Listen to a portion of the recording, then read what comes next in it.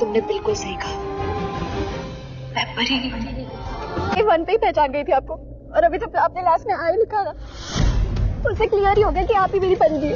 के हाथ लग गए फिंगरप्रिंट्स और यहाँ पर लैब वगैरह में आ गए और भाई देखते हैं किस तरीके से यहाँ पर परी का सच आएगा भी बाहर या नहीं। वैसे तो उसको जो फिंगरप्रिंट्स मिले हैं ना वाकई में परी के हैं और लैब में भी वो बोल देते हैं कि भाई ये फिंगरप्रिंट्स आपने जो दिए हैं ना ये परी के फिंगरप्रिंट्स है।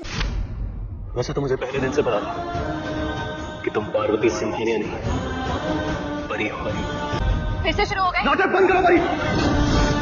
तुम्हारे फिंगरप्रिंट्स भी मेरे पास आ गए हैं। खुश होती है नीति और आ जाती है भाई घर पर और यार राजीव और सब घर वालों को इकट्ठा कर लेती है और परी को भी और अंबिका को भी बुला लेती है और वो बोलती है कि देख आज मैं तेरा ना पर्दा फाश करके रहूंगी परी और तेरे जो फिंगरप्रिंट्स है ना मुझे वो मिल गए और मेरे हाथ में वो रिपोर्ट है। अब यहाँ पर परी को समझ में नहीं आ रहा कि रिपोर्ट्स भी मेरे पास आने वाली है, फिर तुम्हारा सारा पर्दा फाश हो जाएगा। इतना खुद को स्मार्ट समझती हो ना, उतनी हो नहीं। नीति ने सब प्लान कर लिया।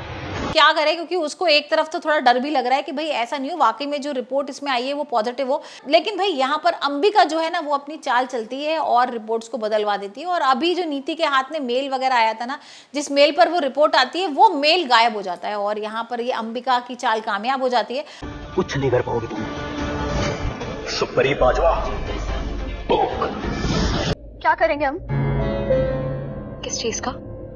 वो तलजीत उसने सबको बता दिया तो ना था कि भाई फिंगरप्रिंट्स उसी के हैं जो परी के थे, तो वो रिपोर्ट तो मिलती नहीं है और यहाँ पर राजीव बहुत गुस्सा हो जाता है। यहाँ पर राजीव चिल्लाने लगता है नीति के ऊपर और उसको और पहले भी हमने देखा था ना कि राजीव ने बोल ही दिया था कि भाई मैं तेरे साथ रह ही नहीं सकता हूँ एक छत के नीचे। और हाँ पपली बोलो। ती तो नीति के सामने एक्सेप्ट नहीं करी थी ना कि तू ही परी है, दोनों ने तेरे फिंगरप्रिंट्स मैच करवा लिए।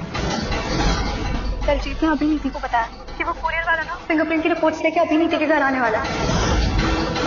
और यहाँ राजीव ना सामान वगैरह पैक कर रहा है और यहाँ पर उसको समझ में नहीं आ रहा कि नीति का मैं क्या करूं। अब यहाँ पर वो बार बार पार्वती को परी बोले जा रही है और एक बार बीच में डील भी कैंसिल हो गई थी, वो बर्बाद भी होने वाला था, लेकिन यहाँ पर गुरविंदर और राजीव मिलकर हाथ वाथ जोड़ के भी डील को कैंसिल होने से बचा लेते हैं। लेकिन नीति अब मान ही नहीं रही है। यहाँ पर नीति तो भाई किसी तरह ये प्रूव करना चाहती है कि ये पार्वती नहीं परी है।